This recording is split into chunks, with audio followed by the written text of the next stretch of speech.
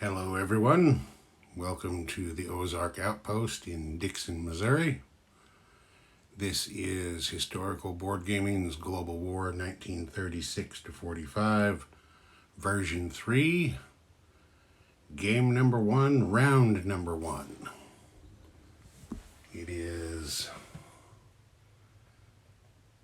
July 1936, and Adolf, Heinrich, Hermann, and the boys are going to start us off. Germany had 20 Reichsmarks to start the game with, which they have spent on a mountain infantry to lend-lease to General Franco in Spain, and 4 Marines for themselves. Sitting next to the Marines there, you see 3 technology research chips. One of the rule changes in the new game is that you no longer purchase technology research rolls. Now you get 1 for each undamaged major factory that you possess. Germany has 3 of those. 1 in Western Germany, 1 in Berlin, and 1 down there in Bavaria. So we're going to start off with those rolls. Get my iPad out of the way. Okay, Germany is going to try for advanced mechanized infantry, long-range aircraft, and advanced submarines. Oh, something else I guess I forgot to mention, if you don't already know it. In the version 2 rules, you were restricted to 1 tech roll per turn prior to July 39, I believe it was. But in the new rules, there's no restriction on the rolls per turn, but you cannot advance any individual tech beyond stage 2 until July 39. So let's see what happens here. Advanced mech infantry, we need 7 or better. And they got a 12. That's what that swastika, or eagle clutching the swastika is a 12. So Germany gets stage 1 of advanced mech. Long-range aircraft, we need 7 or better. They got an 8. So they have stage 1 there. And advanced submarines, they need 8 or better. Got a 7, that's a miss. Well, as the song says, 2 out of 3 isn't bad. Of course, Germany's not at war with anyone, so there won't be any combat moves there. But down here in Spain, the Nationalists and the Republicans are at war.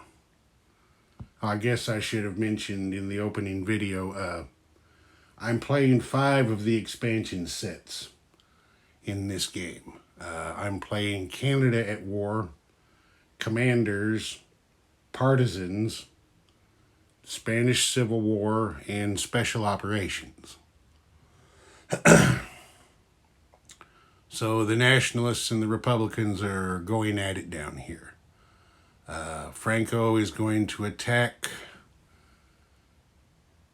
that's Astria, Navarre from Leon Castile with an infantry, an artillery, and a cavalry.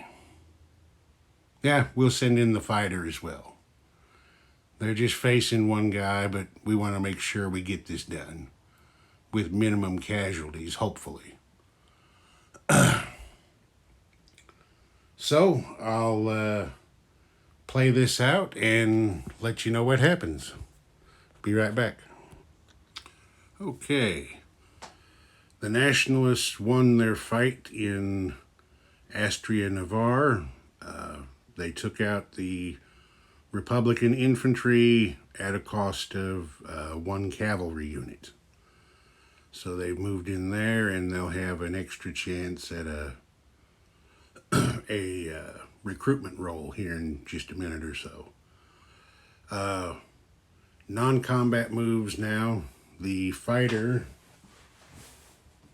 that took part in the action moved back here to Leon Castile.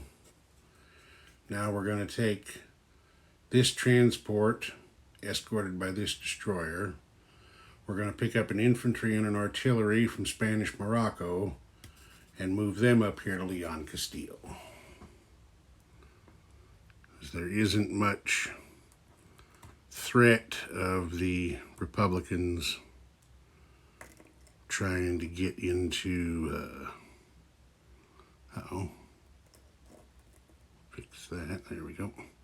Trying to get into Spanish Morocco, I don't think, and if they do, it's not a big deal because you don't have to possess that to win the Civil War. All we're concerned about is what's right here in Spain proper. So we've moved those up there. We're going to leave the infantry down here in Andalusia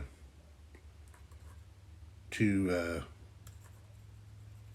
secure that against these guys over here. I don't want to give them just a free walk-in. Now, as long as we're right here on this area, I'm going to go ahead and place the Lend-Lease from Germany. Mountain infantry goes here to Leon Castile.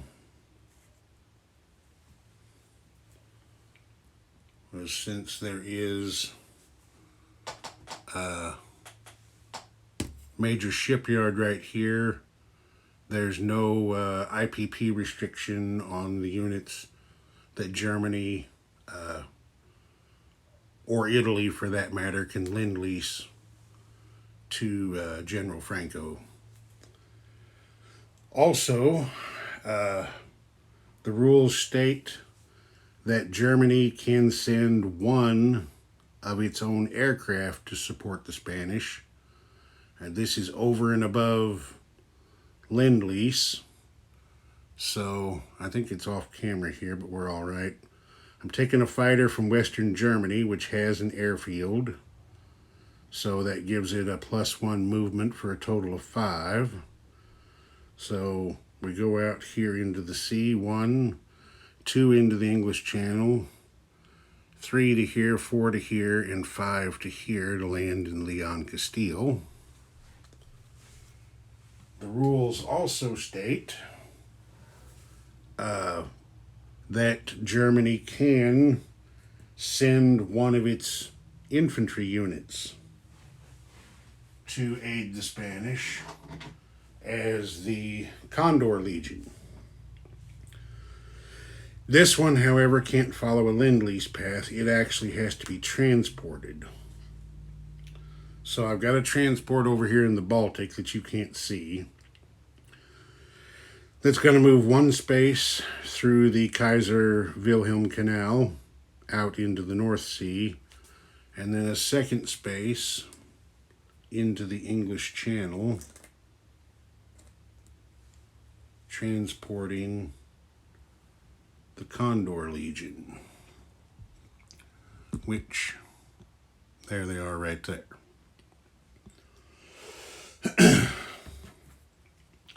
That's it for Lend-Lease and non-combat movement.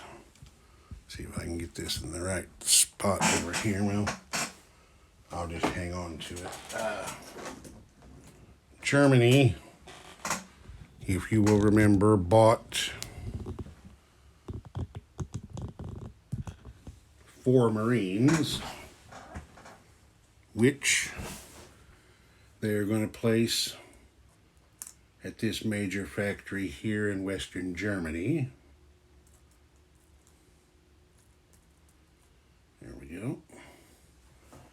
And Germany also has a destroyer and a submarine in the place units box. They're going to put the submarine here in Sea Zone 13 to go along with that coastal submarine and torpedo boat destroyer. And then the destroyer they're going to put over here in the Baltic with the main part of their fleet. Next,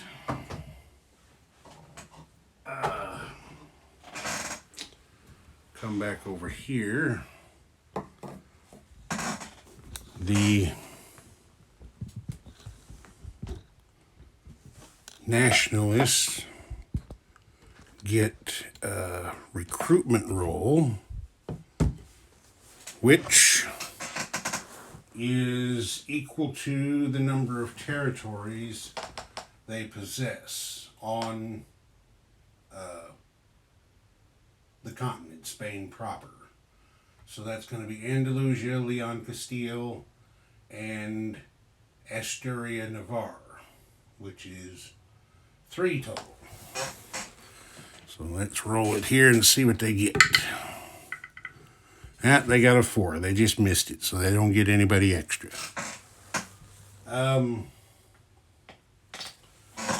That's it. There's how Germany stands right now. Stage 1 of advanced mechanized infantry and long-range aircraft. They have, their income is 20, so there's their 20 Reichsmarks down there in the treasury. And it looks like that's it. They still have the battleship at position 3 on the chart that they did not advance this turn.